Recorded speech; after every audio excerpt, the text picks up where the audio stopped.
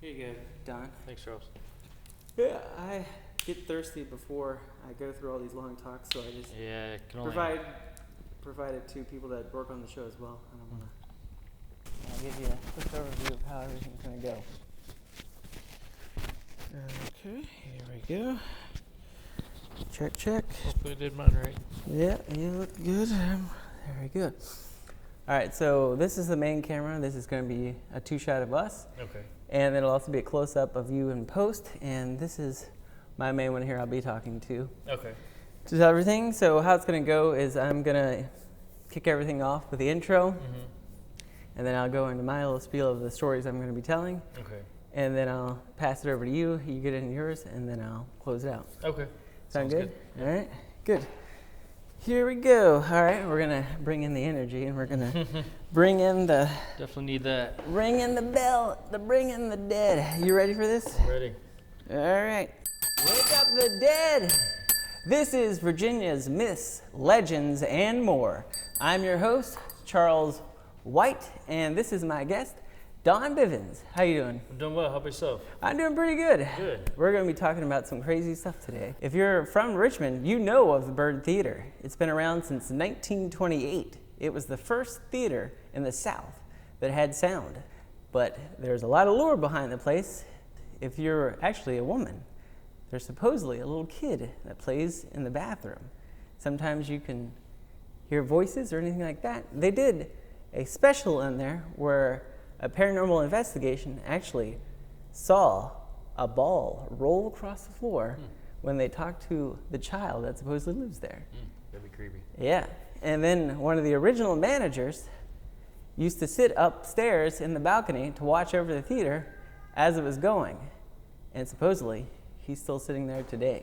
All right, this is the part where I'll pass the torch on to you and let you reveal some stories that I haven't maybe heard before. Okay. Yeah. All right. All right, yeah, I'll give you a break here, Don. Let's get going. Well, I don't know how realistic this story is, but my dad would tell me this story when I was a kid, and it kind of spooked me. All right. So there was this father and this son. The son was maybe 7 years old, and they would have this ritual every night. The father would put the son to bed, and, kiss him goodnight, make sure there's no monsters in the closet and this and that. But there was one night that the father was going to go tuck the 7-year-old into the bed, and he enters into this dimly lit room. Yeah.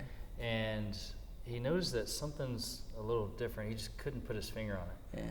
So he sees his 7-year-old son in the bed with the blanket over top of him, but he's smiling from ear to ear. It's like this little creepy grin. And it's dimly lit. The child, his son, is 7 years old in the bed, and the blanket's covering, but he can see his face.